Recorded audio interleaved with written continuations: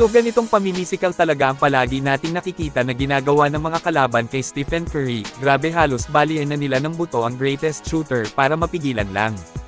Kulang na lang talian ang mga kamay at paa para siguradong hindi makagalaw.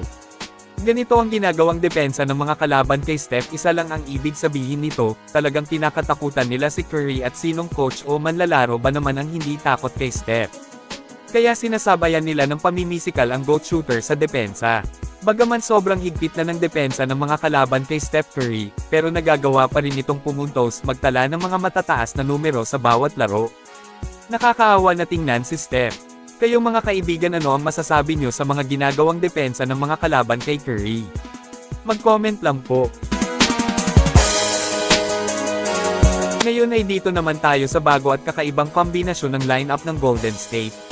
Alam naman natin na madalas kinakapos na talaga namang nauubusan ng gasolina ang tangke ng Dubs sa mga laban, sa crunch time parang biglaan na lang nahihinto ang depensa nila at hindi rin natin maiintindihan ang kanilang opensa kaya maraming clutch games na natatalo sila. Ngayon mga kaibigan, sa nagdaang laban lang ng GSW kontra Brooklyn Nets, ay nadiskubre ni Kerr ang isang malakas na closing lineup. Ito ay sina Steph Curry, Jimmy Melton at Will Richard.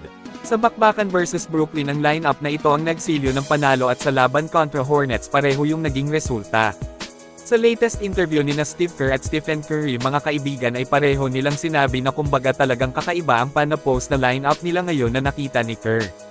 Kumpiyansa silang ito ang magiging susi para manalo ng maraming games sa mga darating pa nilang mga laban. Si Melton at Will Richard ay parehong matinik na two-way player kaya perfect isama sa Big 3 ng GSW.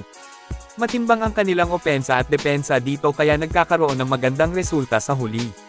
Para sa akin solid kombinasyon talaga ito Steph, Jimmy, Dre, Melton at Will Richard, small ball pero hirap itong lusutan mga kaibigan. Kayo, ano ang masasabi nyo sa closing lineup na nadiskubre ni Kerr? I-comment lang po yan sa ibaba at akin pong babasahin yan. Maraming salamat po, mag-iingat at God bless sa lahat.